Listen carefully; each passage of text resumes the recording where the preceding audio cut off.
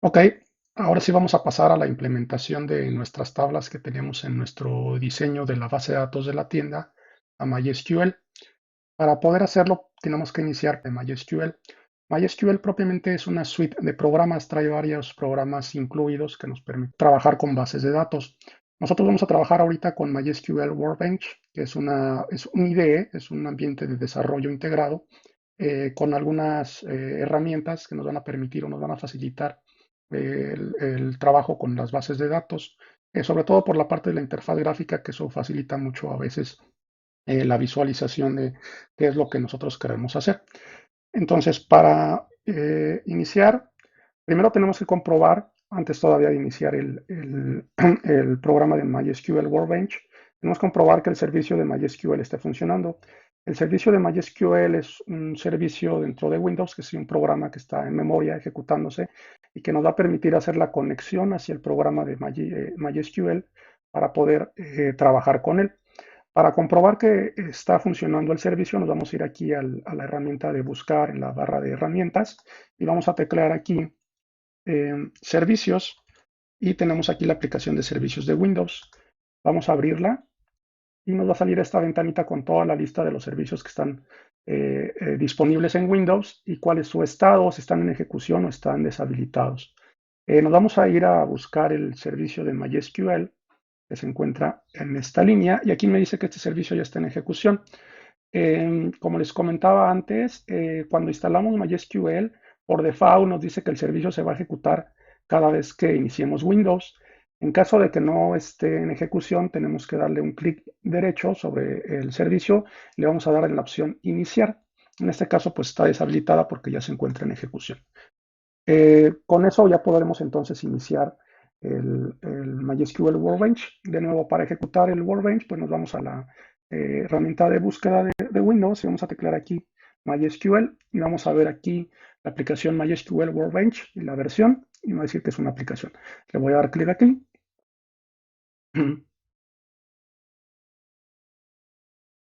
Esperamos un poco a que cargue y aquí la tenemos. Es la ventana principal o ventana de inicio de MySQL Workbench. En la parte de abajo vamos a tener aquí las diferentes conexiones a servidores con los cuales estemos trabajando. Yo aquí en mi ambiente solamente tengo el servidor local, que es con el que vamos a estar trabajando. Entonces le voy a dar clic aquí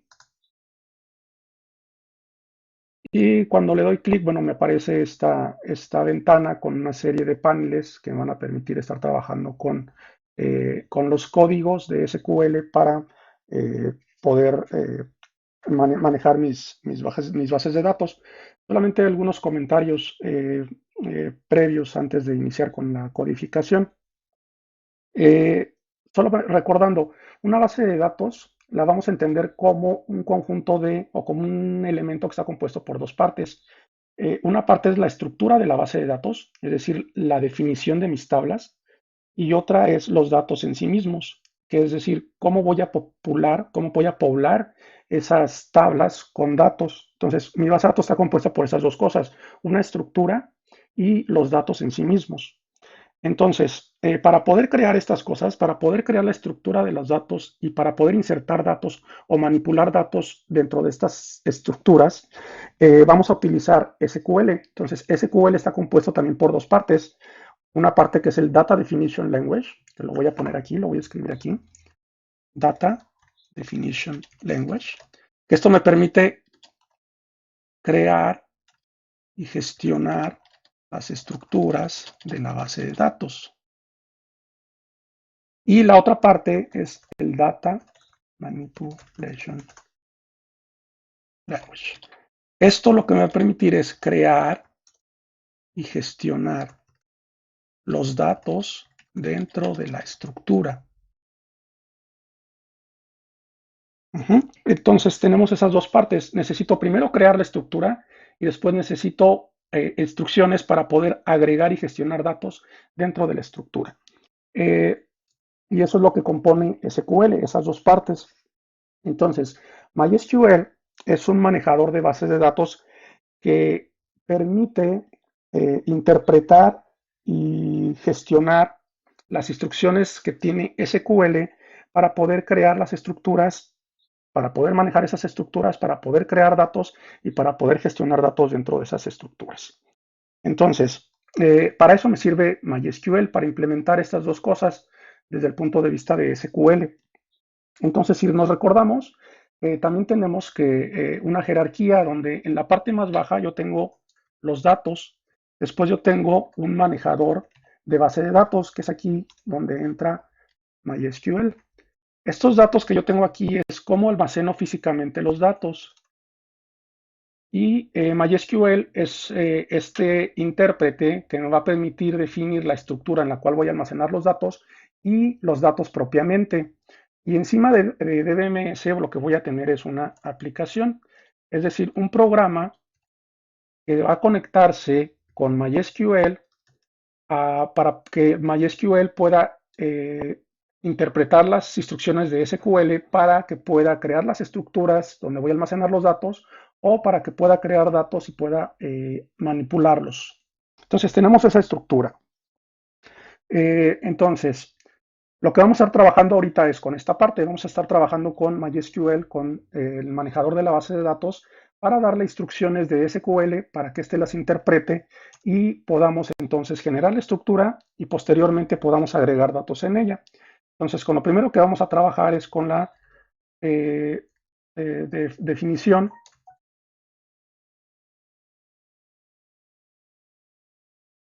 La definición de la estructura de la base de datos. En terminología de base de datos a la estructura también se le llama esquema. ¿Cuál es el esquema de la base de datos? Entonces, lo primero que vamos a trabajar es con esta definición. Eh, yo acá abajo tengo abierto dos programas. En una tengo el diseño que hicimos en los videos anteriores de nuestras tablas de la base de datos de la tienda, que ya las normalizamos.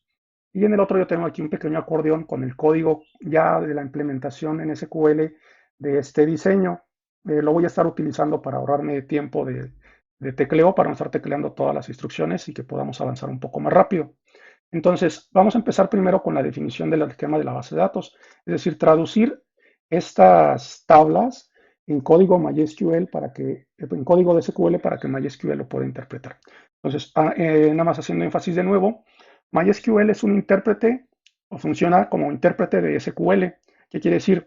Que yo le voy a dar una instrucción en SQL a MySQL, lo va a interpretar, lo va a ejecutar y me va a dar un resultado. Es muy similar a Python, que también es un intérprete. Entonces, aquí los paneles que yo tengo en esta parte del Workbench, yo tengo este panel que es el editor de texto donde yo voy a poder escribir las instrucciones de SQL. Voy a escribir una por una. Y en la parte de abajo lo que tengo es un panel de salida, que es el que me va a decir cuál es el resultado de las instrucciones que yo estoy poniendo en el editor de texto. Para ejecutar las instrucciones yo tengo acá un panel de herramientas que me van a decir cómo ejecutar el código que yo tengo. Estos rayitos que yo tengo aquí me permiten ejecutar todo el código que yo ponga aquí o una selección, mientras que este me permite ejecutar línea por línea, que ejecuta la instrucción en la cual se encuentra el cursor. Y el resultado de las instrucciones se van a ver de nuevo aquí abajo. Como les comentaba, las estructuras de las bases de datos que le llamamos esquemas, las vamos a visualizar en MySQL una vez que las creamos. Del lado izquierdo, aquí yo tengo un panel que se llama esquemas y estas son las bases de datos que se han creado en MySQL. Estas de aquí son bases de datos que ya vienen por default creadas dentro de la suite de MySQL. Lo que vamos a hacer nosotros es crear un nuevo esquema que cuando lo creemos se va a visualizar aquí. Entonces, vamos a empezar con la codificación. El hashtag, de manera similar a Python, me sirve para definir un comentario. Es decir, esto de aquí es un comentario y no se va a ejecutar cuando yo lo haga, ¿no? Entonces, voy a copiar aquí algunas instrucciones que yo ya tengo codificadas y las voy a ir explicando. Aquí en la línea 2 lo que puse es un comentario que dice, esta es una base de datos para manejar la información de clientes, productos y órdenes en una tienda.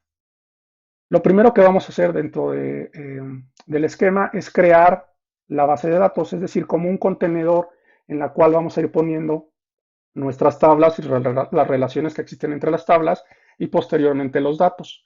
Para crear esta base de datos vamos a utilizar la instrucción create database y después vamos a poner un condicional if not exists, Quiere decir que va a crear la base de datos en caso de que no exista. Y este es el nombre de la base de datos. Le vamos a poner store-database o DB. Y vamos a terminar la instrucción con un punto y coma. De manera similar a otros lenguajes de programación como C o como Java, vamos a utilizar el punto y coma para terminar las instrucciones. Y a diferencia de Python, en el cual no utiliza este terminador. Ya tenemos la base de datos creada. Dentro de nuestra secuencia de instrucciones, lo que tenemos que hacer ahora es seleccionar esta base de datos, es decir, abrirla para que MySQL sepa en dónde vamos a estar almacenando las tablas o los datos. Entonces, para seleccionar la base de datos, vamos a utilizar la instrucción use y el nombre de la base de datos que queremos utilizar. En este caso, store database, que es la que acabamos de crear. Punto y coma. ¿Qué sigue? Ya tenemos creada la base de datos, ya seleccionamos la base de datos para trabajar con ella. Lo que sigue ahora es crear las tablas dentro de la base, es decir, la estructura propiamente de la base. Vamos a crear las tablas que tenemos en este diseño. Y recordamos aquí nosotros tenemos o empezamos con dos tablas, que es la tabla cliente y la tabla producto. Estas dos tablas las vamos a llamar como las tablas centrales. Si recordamos las diapositivas, tenemos tres tipos de tablas, centrales, dependientes y auxiliares. Entonces nuestras tablas centrales van a ser cliente y van a ser producto. Ahora, en cliente vamos a tener otra tabla también central, que es la tabla de los códigos postales. Esto es porque los códigos postales tienen una relación de uno a muchos con los clientes, indicando que un código postal o una región geográfica tiene varios clientes asociados a ella. Entonces, vamos a tener que crear estas tres tablas primero: código postal, cliente y producto. La primera tabla que tenemos que crear es código postal, porque es la que tiene una dependencia, perdón, la que tiene o la que genera una dependencia hacia cliente. Cliente necesita una llave foránea, que es el código postal, que va a provenir de esta tabla. Si nosotros no definimos esta tabla antes de crear cliente, pues nos va a marcar un error porque necesita esta relación. Entonces, vamos a empezar a crear primero esta tabla, la tabla de los códigos postales. Voy a copiar el código que yo ya tengo y lo voy a explicar de nuevo. Entonces, lo que pongo aquí de comentario, creamos las tablas centrales, que son códigos postales. Voy a quitar este paréntesis, clientes y productos. Empezamos con la tabla de códigos postales. Para crear la tabla, necesitamos la instrucción create table y después la condición if not exist. De nuevo, para que cree la tabla solamente si esta no existe. Ponemos el nombre de la tabla, que es zips o códigos postales, y abrimos un paréntesis. Y dentro de los paréntesis vamos a poner nosotros los atributos que corresponden para esa tabla, que si nos vamos al diseño, aquí tenemos tres atributos: código postal, ciudad y estado. Y esos son los atributos que vamos a colocar. Entonces, el primer atributo es el código postal, que en nuestro diseño además corresponde con la llave primaria. Como es una llave primaria, este atributo tiene que ser no nulo, es decir, no podemos aceptar un valor nulo en mi llave primaria. Y lo que vamos a poner aquí es el tipo de variable que vamos a utilizar para este atributo. Y lo vamos a definir como varchar de 6, longitud 6. Es de longitud 6 porque en México los códigos postales tienen esa longitud. Ahora es de tipo varchar, como si fuera un string, porque a pesar de que el código postal es un número, en realidad no representa un tipo numérico dentro del lenguaje, de los lenguajes de programación, porque no está expresando una cantidad o una medida física. Es simplemente una representación numérica de un concepto, es decir, es una representación numérica para indicar una cierta zona geográfica dentro de un mapa que corresponde al código postal. Eventualmente se pudiera sustituir por otras cosas, solamente que por convención se utilizan números, pero no es un tipo numérico. El segundo atributo que tenemos es el de la ciudad, que también va a ser de tipo varchar. Lo vamos a poner un poco más largo para considerar nombres más largos de ciudades. Vamos a considerar que también que no podemos dejar ese valor como nulo. Después de que termine de definir un atributo, tengo que poner una coma para indicar que voy a pasar a otro atributo. El tercer atributo es el del estado, que también lo vamos a dejar como varchar, y también de longitud 35, y lo vamos a hacer no nulo y ponemos la coma. Solamente tenemos tres atributos en esta tabla. Lo que nos queda es definir cuál es la llave primaria. Dijimos que la llave primaria es nuestro código postal. Para definir la llave primaria vamos a utilizar primary key, es la instrucción, y después entre paréntesis vamos a indicar el nombre del atributo. Como este es el último atributo que vamos a poner dentro de la tabla, no tengo que poner la coma. Lo que me queda es cerrar el paréntesis para indicar que aquí se termina la definición de la tabla.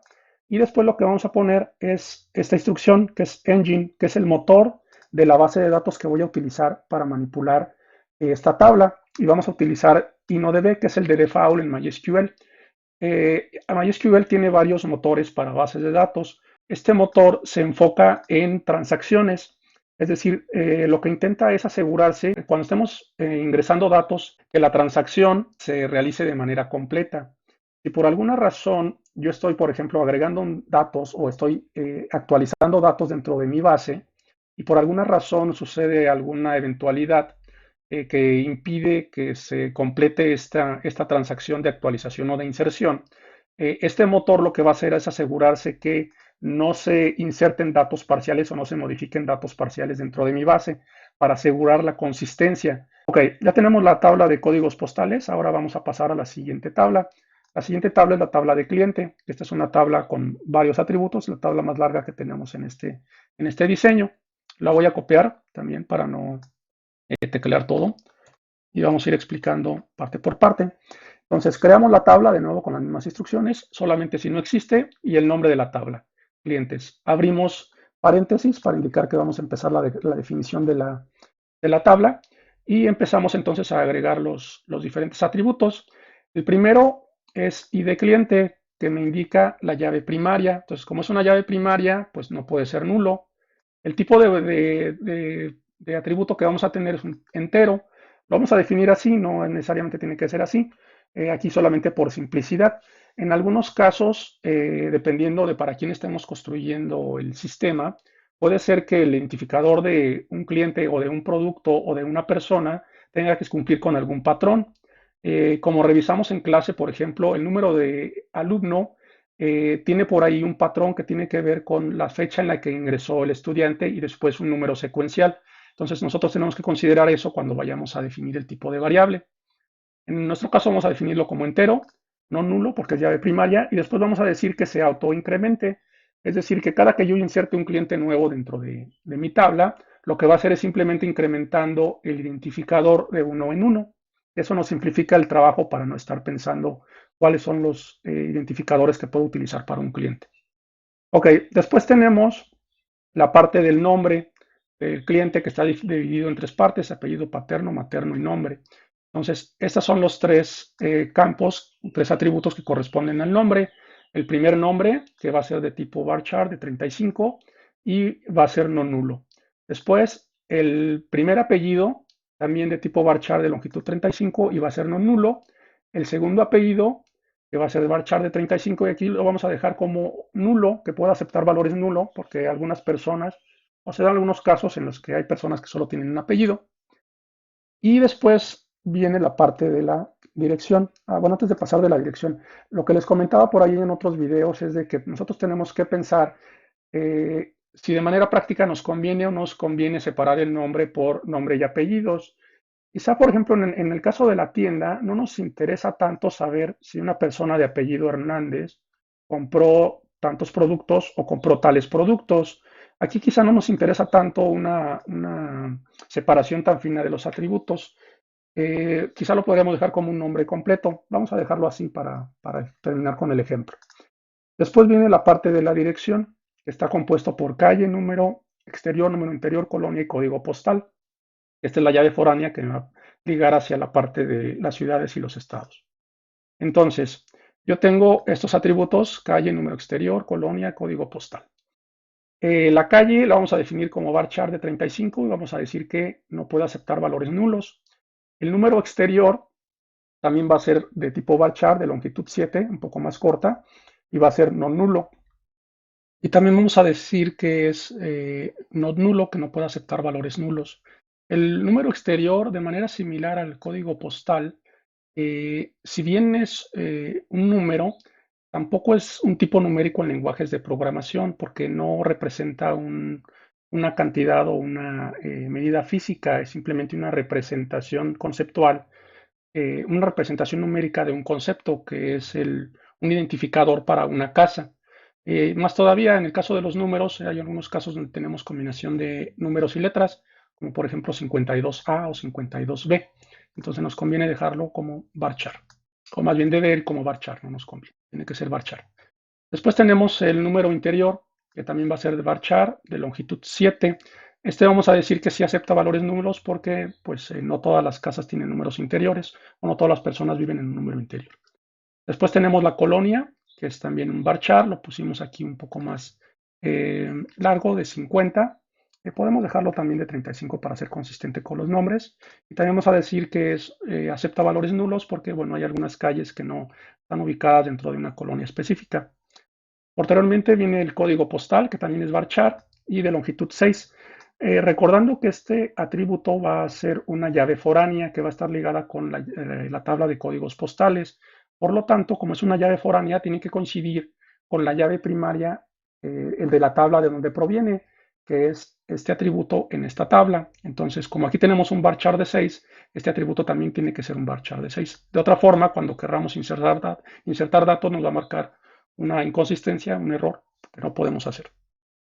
Después tenemos el atributo de códigos postales, de correo electrónico, que también va a ser varchar de longitud 20. Aquí podremos hacerlo también un poco más largo. Hay algunas direcciones que son largas, sobre todo cuando utilizan los nombres completos. Y vamos a decir que acepta valores nulos porque no todos los clientes tienen correo electrónico. Y finalmente vamos a tener el atributo del teléfono, que también va a ser varchar de longitud 13. El teléfono, de manera similar a los números exteriores y al código postal, tampoco es un tipo numérico. Si bien son números los que se utilizan, también es una representación numérica para un concepto, para identificar una línea telefónica específica, pero no es un número porque no representa una cantidad o una medida física. Bien, ya tenemos los atributos de nuestra tabla, entonces ahora lo que sigue es definir la llave primaria. Con el primary key definimos que el identificador del cliente es la llave primaria. Y después, como tenemos una llave foránea, que es el código postal, tenemos que definir esa llave foránea. La llave foránea se define con la instrucción foreign key y entre paréntesis el nombre del atributo que va a representar la llave foránea, que es este de aquí, que representa este atributo. Esta instrucción previa, constraints fk zip clients, lo que hace es definir que esta llave foránea, esto de aquí, es una restricción sobre mi tabla y esa restricción va a tener un nombre y este es el nombre que le vamos a poner a esa restricción, a esa llave foránea.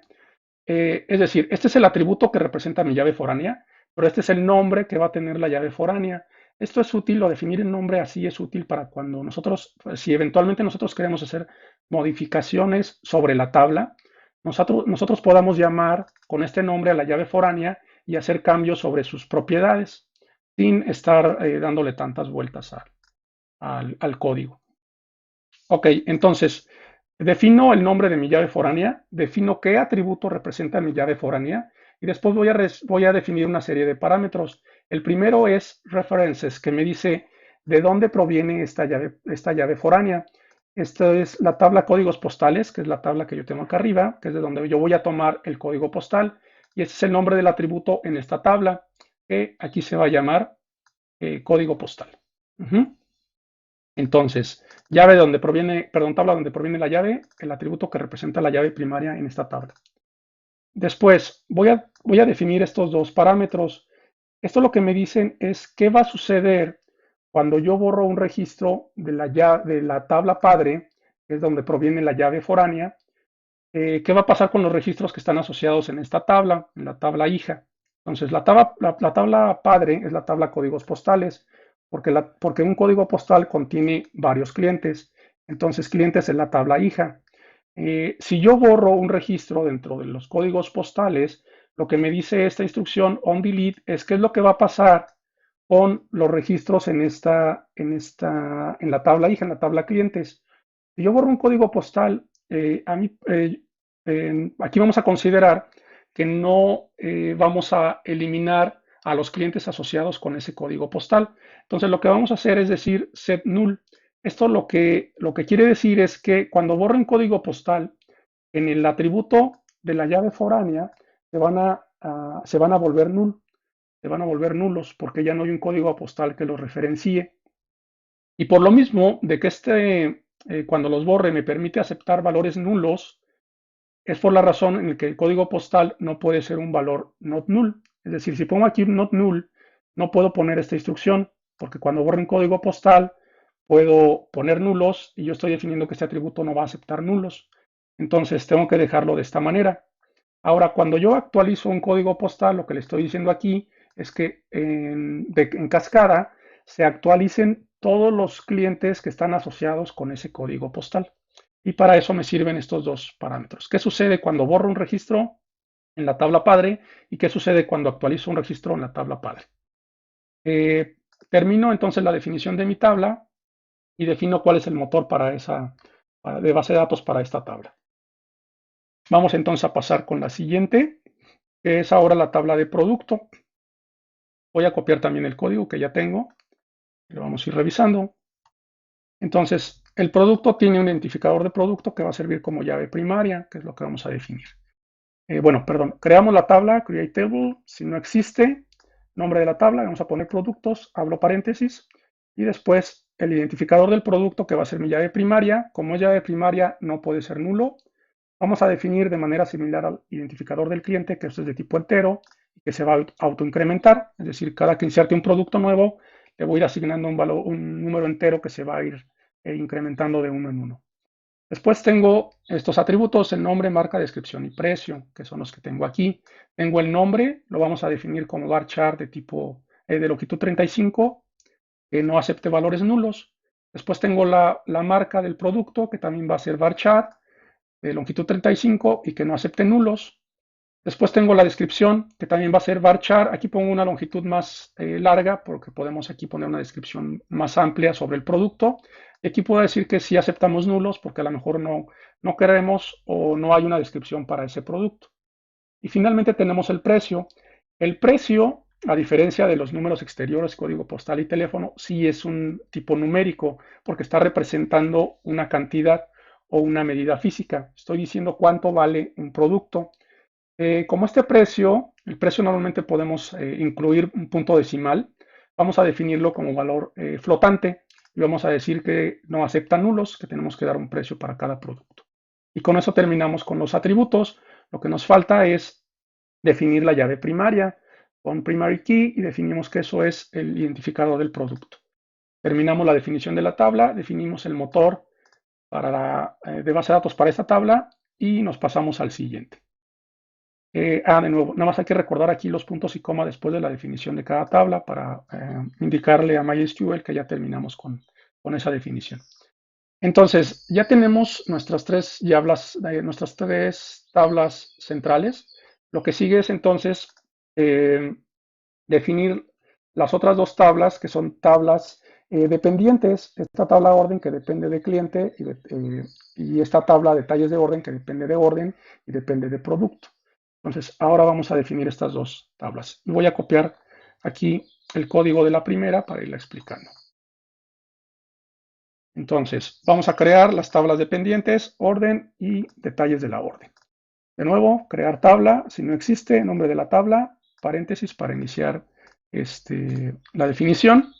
Y aquí en la orden voy a tener una llave primaria que es el identificador de la orden, una llave foránea, el identificador del cliente y después una serie de atributos. Entonces tengo aquí el identificador de la orden que no puede ser nulo porque es la llave primaria.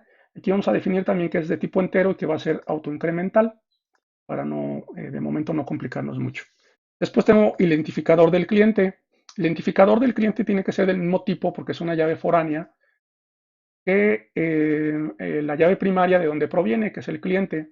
Aquí el cliente lo tengo definido como entero, entonces lo voy a definir como entero. Como es una llave foránea, puedo aceptar valores nulos.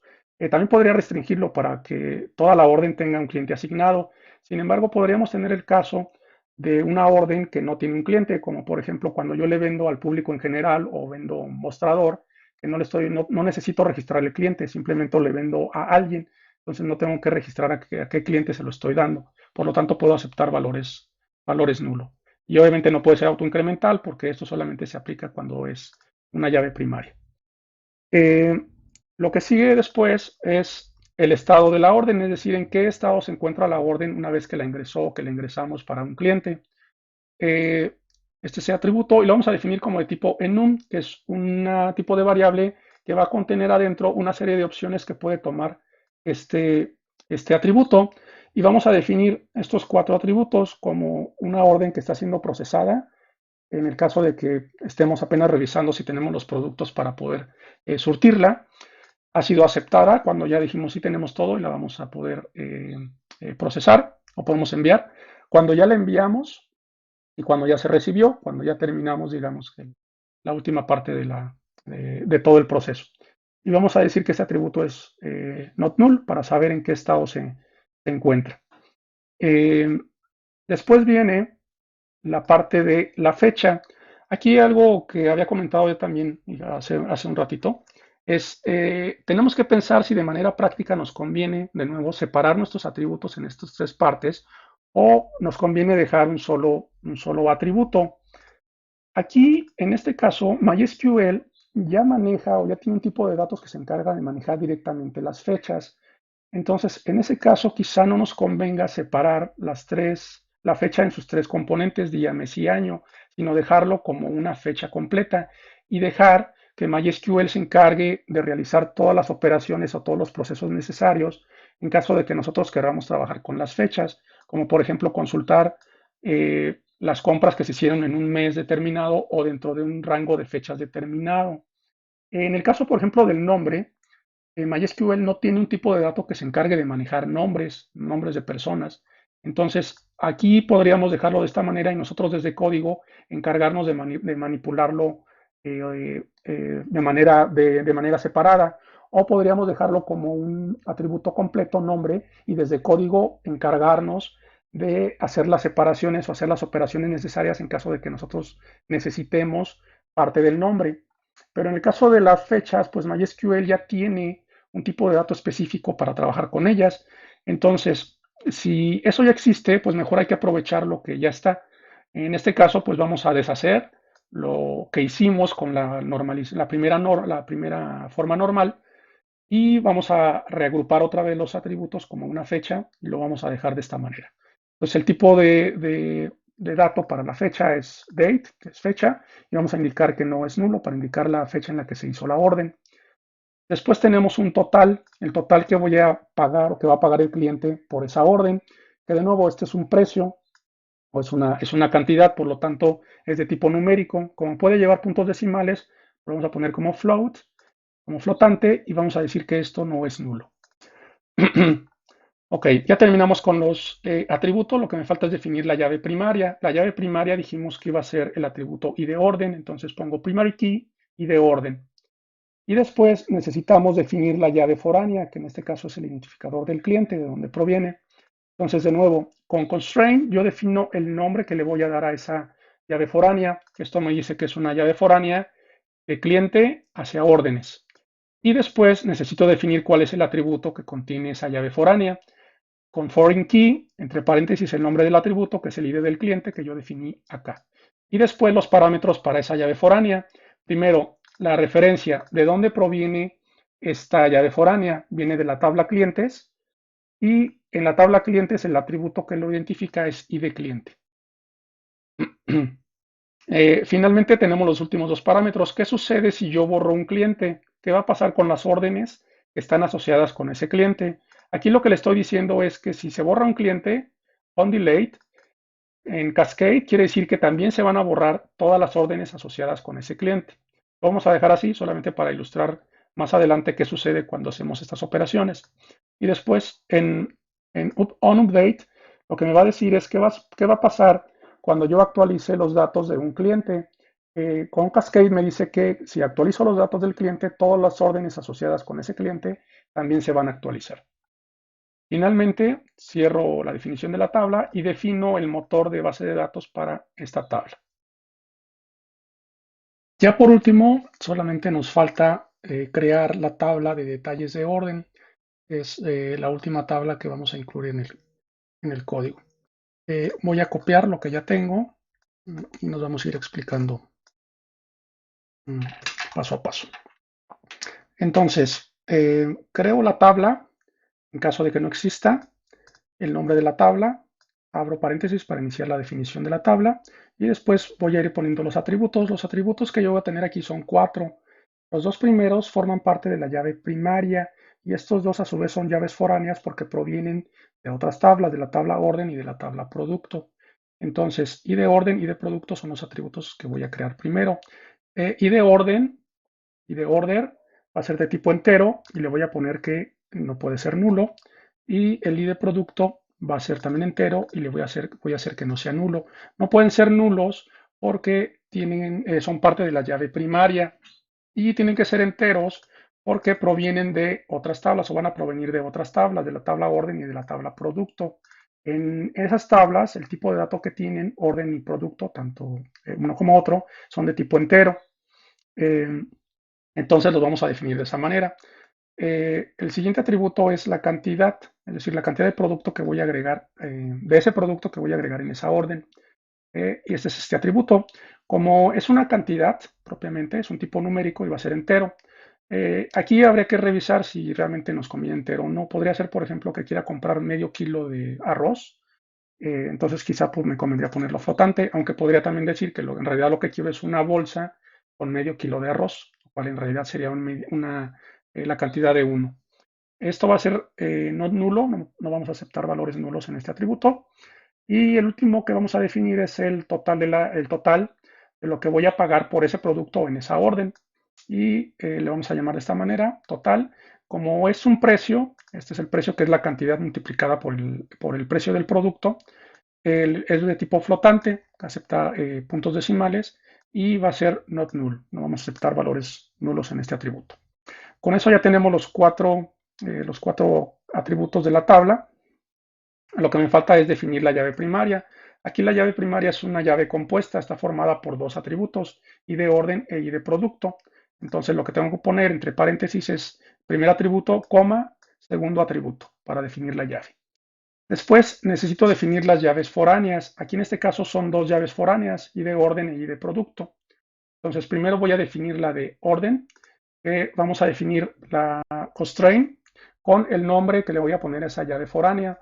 Es foreign key de orden a varios detalles de la orden.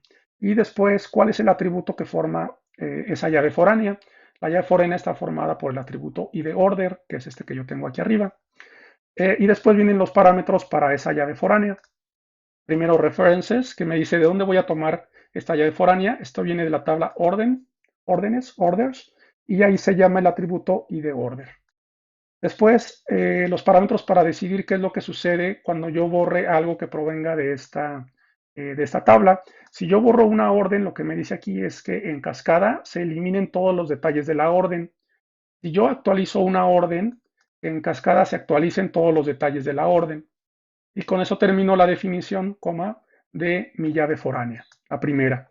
Ahora vamos a definir la segunda llave foránea, que es con constraint, el nombre de la llave foránea, que es de un producto a varios detalles de la orden, y después el atributo que va a formar a la llave foránea, que es en este caso id producto, que es este atributo que yo tengo aquí arriba.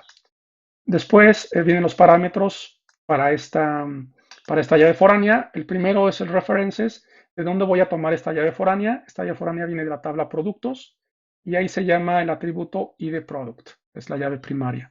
Y después, ¿qué es lo que va a pasar cuando yo elimino un producto? ¿Qué va a pasar con los detalles de la orden? Aquí lo que me dice es que si borro un producto, que se borren todos los detalles de la orden que contengan este producto. Esto a lo mejor no nos convendría hacerlo en caso de que borre un producto, porque un producto puede desaparecer, pero de momento lo vamos a dejar así. ¿Qué sucede si yo actualizo un producto? Aquí lo que me dice que en cascada se actualicen todos los detalles de las órdenes que contengan ese producto. Termino con paréntesis la definición de mi tabla y defino cuál es el motor de base de datos para esta tabla. Entonces, con esto yo ya terminé de implementar todas las tablas que tengo en mi diseño de base de datos para la tienda.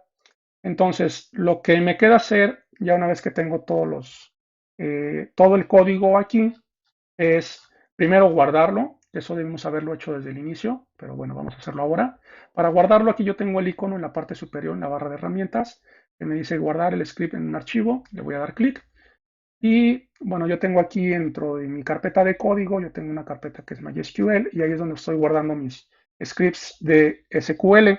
Y a este a script le vamos a poner store-database.sql.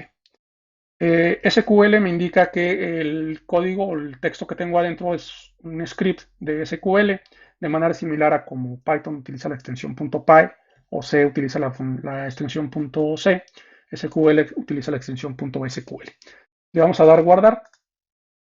Lo que sigue ahora es ejecutar nuestro código. Para ejecutarlo, les comentaba hace rato que tenemos aquí estas opciones en la barra de herramientas, estos rayitos.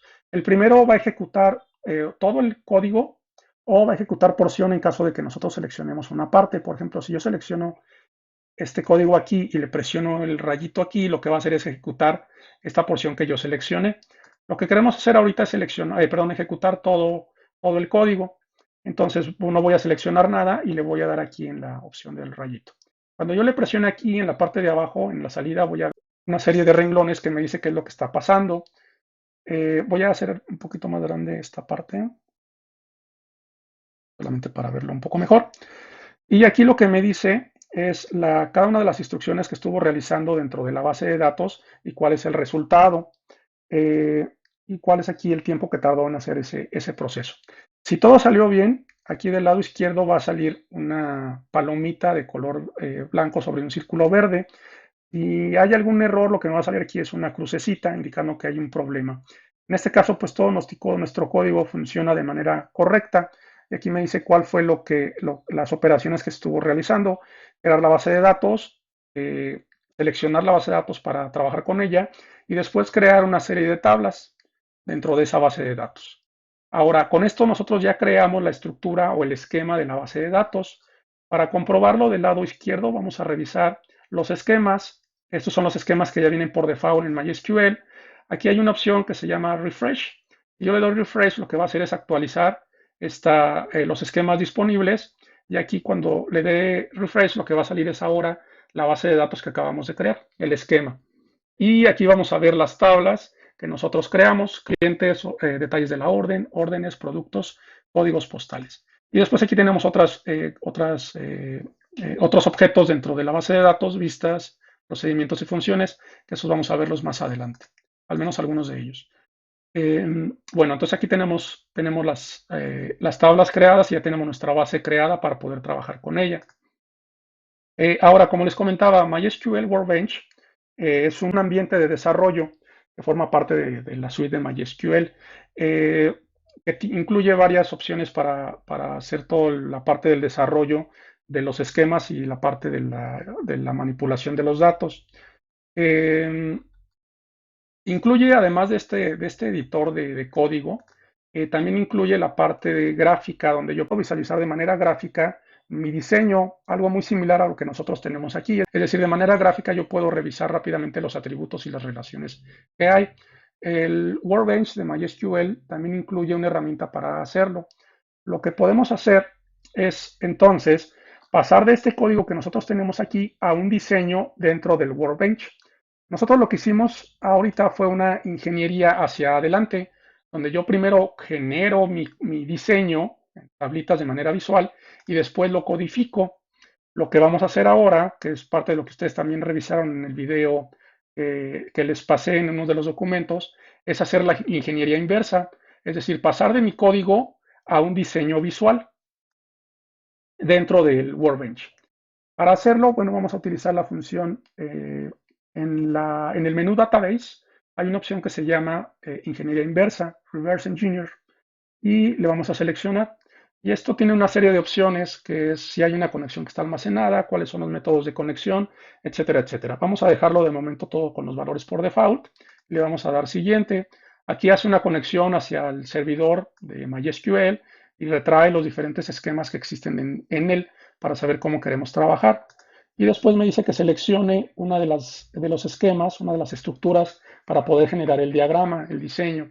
Vamos a seleccionar la base que acabamos de crear, Store Database, le damos continuar, recupera cuáles son los objetos dentro de ese esquema y lo que me dice es si yo quiero importar los objetos de ese esquema. Aquí me dice si quiero importar todos o puedo aplicar un filtro para solo aplicar o solo exportar algunos de ellos. Y lo que vamos a hacer, y aquí hay una opción que me dice para colocar los objetos importados dentro del diagrama. Le voy a dar que lo ejecute, lo ejecuta y con eso termina. Le doy Next y terminar. Y entonces lo que vamos a ver ahora es que dentro de MySQL Workbench voy a tener mi diseño de forma visual, algo muy parecido a esto. Y esto es algo muy parecido, pero aquí yo también, adicional a verlo de manera visual, también puedo trabajar con los diferentes atributos, eh, tanto de las tablas como dentro de cada uno de las propiedades dentro de cada uno de los atributos. Entonces yo voy a tener aquí mis clientes, aquí yo puedo ver de manera visual que tengo una llave primaria que es el identificador del cliente, los diferentes atributos con su correspondiente tipo de dato, que eso ya es más específico a lo que yo tengo acá. También tengo las órdenes, tengo mi llave primaria, aquí me dice que hay una llave foránea, que es el ID del cliente, aquí me dice que hay una llave foránea que es el código postal con su llave primaria, y aquí también. Ahora, aquí por ejemplo en el detalle de las órdenes, yo tengo mi llave primaria que está formada por estos dos atributos, pero aquí no me lo indica con una llavecita. Eso no sé muy bien por qué lo hace, pero si yo le doy doble clic aquí, lo que va a hacer es abrirme un panel en la parte inferior donde me van a salir los diferentes atributos que forman mi tabla y cuáles son las propiedades que están asignadas para cada uno de ellos. Y aquí lo que me dice es que el identificador de la orden y el identificador del producto ambos forman parte de la llave primaria y que aparte no pueden ser nulos. Y aquí hay otra serie de propiedades que nosotros podemos marcar. Voy a cerrar esto. Y bueno, con eso entonces nosotros tenemos ya nuestro diseño de forma visual. Este diseño, que es un diseño relacional, forma parte del modelo de MySQL. Entonces, el modelo nosotros también lo podemos guardar. Lo guardamos aquí con la opción, este icono que tenemos en la barra de herramientas. Y este modelo se va a guardar con una extensión MW, que es MySQL Workbench Model. Y después lo podemos cargar y podemos hacer otros cambios dentro de mi modelo. Le doy aquí guardar. En el caso de que yo quiera trabajar desde mi diagrama, yo puedo hacer los cambios aquí necesarios y después quiera generar esta base de datos ya dentro de mis esquemas. Lo que puedo hacer es hacer una ingeniería hacia adelante. Entonces yo le doy aquí el Forward Engineer, me va a poner aquí una serie de parámetros y eh, me dice cuáles son los objetos que yo quiero, a partir de los cuales yo quiero generar mi base, y me va a generar aquí el código en SQL que se va a parecer más o menos a lo que nosotros ya tecleamos, aunque él incluye algunas otras restricciones, algunas otras condiciones, pero de manera general lo que va a hacer es generar la base de datos como nosotros lo hicimos. Y le voy a cancelar porque nosotros ya tenemos la base y me voy a regresar simplemente aquí a la instancia de MySQL donde tenemos nuestra base. Ok, entonces con esto ya terminamos la implementación del diseño en código. Lo que vamos a ver a continuación es la creación de una aplicación con una arquitectura modelo vista controlador en Python que nos permite entonces manipular este esquema de la base de datos para poder insertar datos dentro de ella. Bueno, no solamente insertar, sino también hacer consultas y hacer otra serie de operaciones con esos datos dentro de este esquema que acabamos de crear.